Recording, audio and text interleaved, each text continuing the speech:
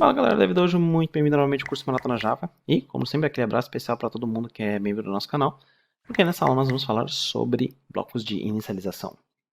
Bom, queria aqui, estava fazendo uns pequenos testes, mas vamos começar criando um novo pacote, package Java Core e blocos inicialização.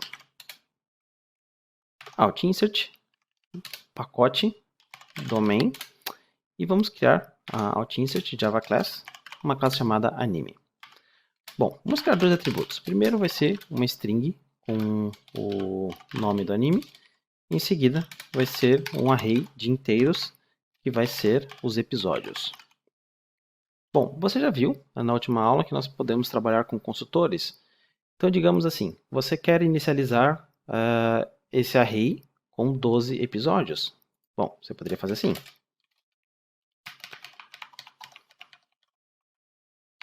(11, 12). O que acontece se nós tivermos um construtor? Então, vamos criar um construtor agora, através do IntelliJ. Aperta Alt Insert, Constructor e Select None, porque eu não quero criar um construtor com nenhum parâmetro. E eu vou colocar aqui Salt episódios. Lógico que a gente está imprimindo um array, ele vai imprimir a referência em memória, mas vamos ver o que vai acontecer aqui. Botão direito, New, Java Package, deleta o domain e cria teste, Alt Insert, Java Class, anime test 01. Vamos criar PSVM e vamos criar um anime. Muito cuidado que nós temos 3 agora. Vamos utilizar o bloco de inicialização. Bom, então só da gente criar o objeto, o construtor ele vai ser executado e nós vamos ter um valor. Então vamos executar aqui, Ctrl Shift F10. E nós temos um endereço em memória. Bom, se a gente quiser imprimir essa quantidade de episódios, o que a gente precisa fazer? For, podemos utilizar o for each, episódio,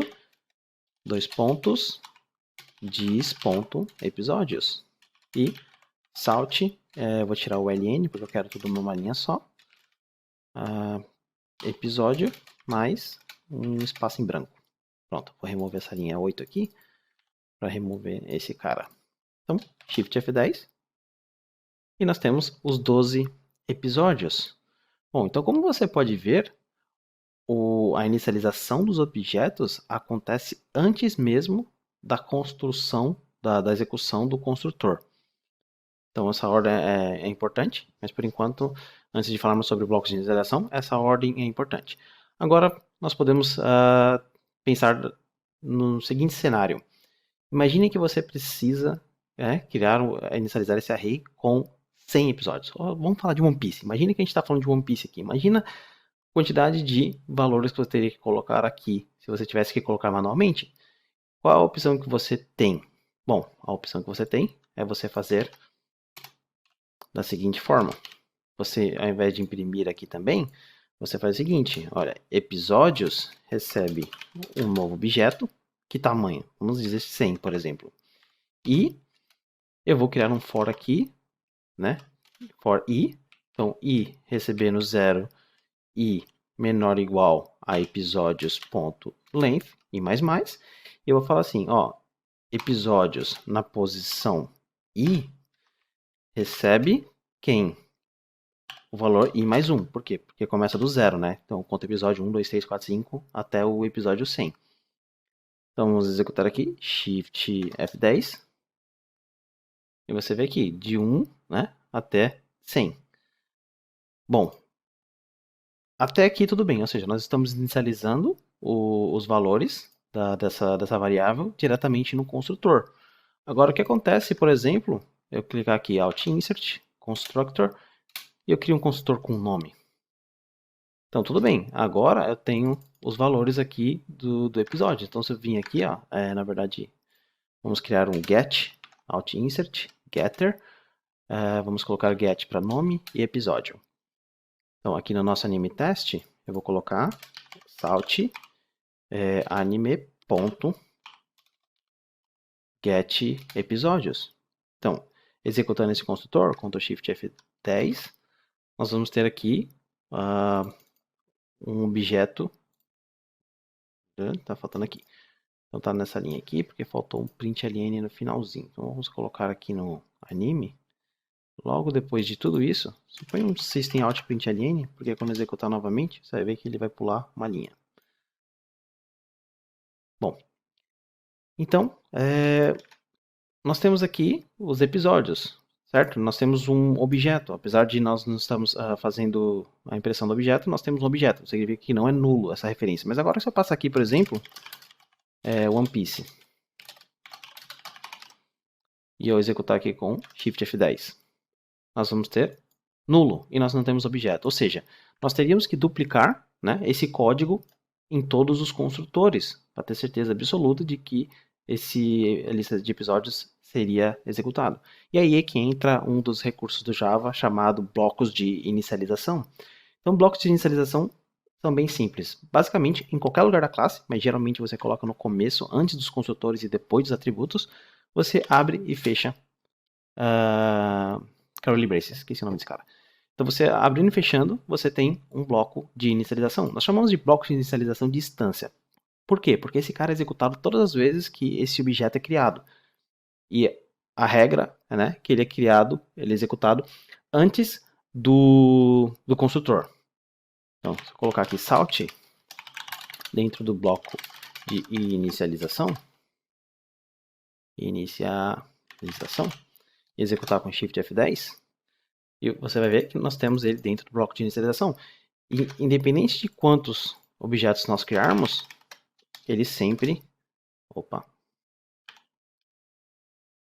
3, 4, 6... ok, só para exemplificar. Então, ele sempre vai ser executado. Ou seja, bloco de inicialização não estático, bloco de inicialização de instância, é um bloco que pode ser em qualquer lugar do código, mesmo eu colocando ele aqui embaixo, ó, e executar novamente com Shift F10, você vai ver que ele ainda é executado. Então, ele é um bloco de inicialização que vai ser executado todas as vezes que você criar uma instância desse objeto, ou seja, de um objeto anime. E ele é executado antes do construtor. Praticamente, a diferença entre ele e um construtor é que, por exemplo, quando você tem códigos, por exemplo, esse dos episódios, ele pode ser jogado para dentro desse bloco de inicialização e você não vai precisar ficar replicando. Ou seja, basicamente eu posso fazer o seguinte, eu posso pegar esses caras aqui, ó, Ctrl X, e jogar aqui dentro, Ctrl V. Agora, independente do construtor que eu chamar, esses episódios eles vão estar inicializados. Então, se eu executar Shift F10, você vai ver, ele não é mais nulo, agora nós temos um objeto. Então, dentro do nosso anime test, nós podemos fazer um for, né? Por exemplo, eu vou pagar aqui, vou fazer um for anime.get episódios. Eu vou... Na verdade, tem uma opção aqui. Alt Enter, Iterate. Tá vendo? Ele já cria pra gente um for each. Então, tô tentando agilizar vocês para vocês pegarem o mais rápido a manha. Então, episódio. E vou colocar aqui salt, sem o ln, episódio, mais um espaço. Então, você vai ver, ao executar agora, Shift F10, que ele foi executado. Quando executarmos aqui sem One Piece, ele vai executar qual construtor? O construtor sem argumentos, esse construtor. Esse construtor ele vai imprimir essa mesma lista de episódios. Então, nós vamos ver esse cara duas vezes. Shift F10. Então, nós temos exatamente duas vezes.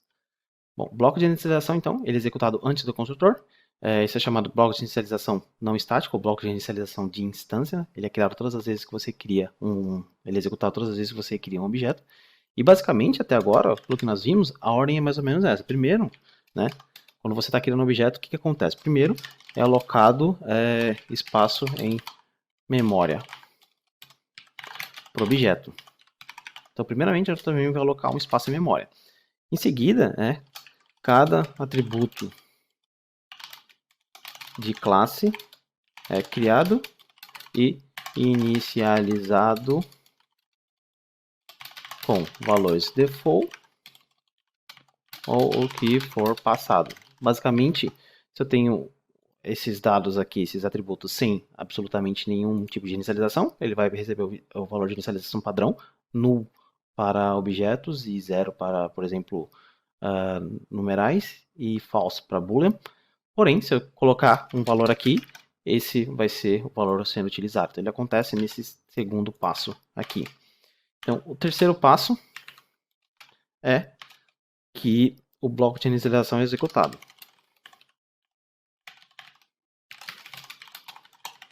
E, em seguida, o construtor é executado. Então, essa é a ordem que nós temos até agora, de tudo que nós já aprendemos. Vai mudar um pouquinho quando nós falarmos sobre herança e também blocos estáticos. Mas, por enquanto, é isso que nós temos que lembrar. Então, a diferença entre um bloco de inicialização e um construtor padrão é que um bloco de inicialização é executado, independente do construtor que você chamar. Ele é, na verdade, mais recomendado, diria, caso você tenha que fazer a criação ou a inicialização ou lançar uma exceção, coisa que nós vamos ver no futuro, durante alguma inicialização de alguma variável. Bom, gente, no mais é isso. Espero que vocês tenham gostado. Vejo vocês na próxima aula. Até mais!